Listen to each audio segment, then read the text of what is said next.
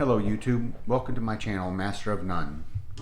Today I will be talking about the Baofeng UV-5R. Now I'm kind of late to the game talking about this radio. It's been out for a while. As you can see on YouTube, there's a ton of videos about this radio, but I just recently purchased it, so I figured I'd make a quick video and talk about it. Now this is of course a 5-watt handheld radio made by Baofeng for ham radio. You're required to have a ham license if you want to transmit on this. Of course, no license is required if you're only going to use it to monitor any kind of radio. Right now, I'm working towards getting my ham license. I currently have my GMRS license, which really does no good at all with this because according to the regulations of the FCC, this is not a GMRS compliant radio. There's several things I really like about the radio. The menu function is very easy to navigate.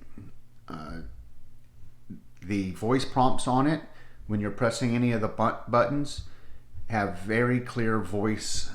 It's very nice to listen to compared to some of the other radios I've tried before. The English on it is very nice to listen to. The programming using the buttons located on the front panel of it is very user-friendly. Something else you can see though, I did add an antenna. It's a 15-inch, 15.6, something like that.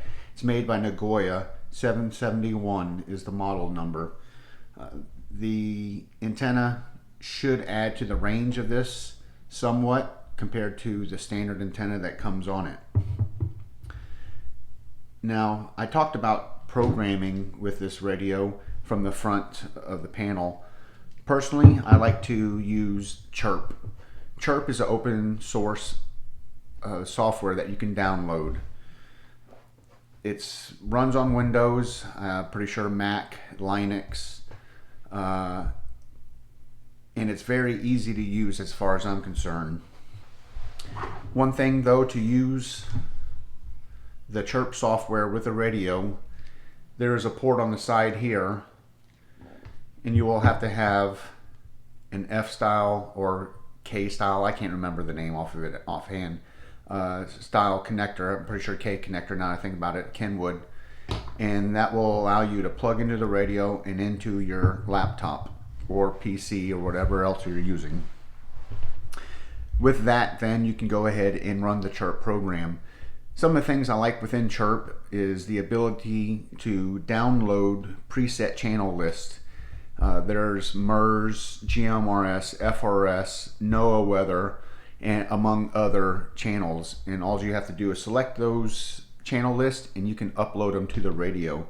It's a very easy to do using the Chirp software. Another thing I really like about using the Chirp software with this radio is the ability to set a channel to skip within Chirp. And what's nice with that is once you have the radio programmed and you're using it on channel mode, if you scan through the channels, you can select the channels you want to skip. Like I have selected all of the NOAA weather channels to be skipped because otherwise it'll constantly pick those up and listen in on those. Otherwise, selecting the skip function, it skips right past those and you can listen to the channels, listen in on the channels that you want to. This of course has a VFO mode as well on this radio, which allows you to program it from the front panel, monitor any channel you want, or if you have your ham license, monitor and transmit. And it's very easy function to use. When it's in channel mode, you can actually monitor two different channels. On the screen, it'll actually show which channel you're monitoring. There'll be a little caret next to the channel that you're currently able to transmit on if you choose to do so. If you're monitoring the other channel and something comes up on it, you would actually have to push the A-B button to switch to that channel to transmit on that channel. One thing I did when I first got this radio, I found a video on it, and I would recommend doing it as well, is you can, with this radio, if you have the radio in the off position, it's kind of you have to be a little bit nimble with the fingers. You press and hold the push to talk, the bottom monitor button, the VFO button, and press and hold all three of those at the same time while turning on your radio. That will in turn set the radio to factory mode. With it in factory mode, you could then essentially program GMRS channels, and if you so choose, use it to receive and transmit on GMRS channels. Out of the box, it won't let you do that. Now, I'm not telling you to do that because, of course, it's against the FCC regulations to use this ham radio for GMRS, FRS, or anything like that. But what you do with it, that's up to you. Overall, very happy with the purchase of this radio. Like I said, very easy to use. I like the clearness of the voice, the overall functions of it, and the price point is really great. I think I picked this up on Amazon for less than $25. The antenna was another $10 to $15.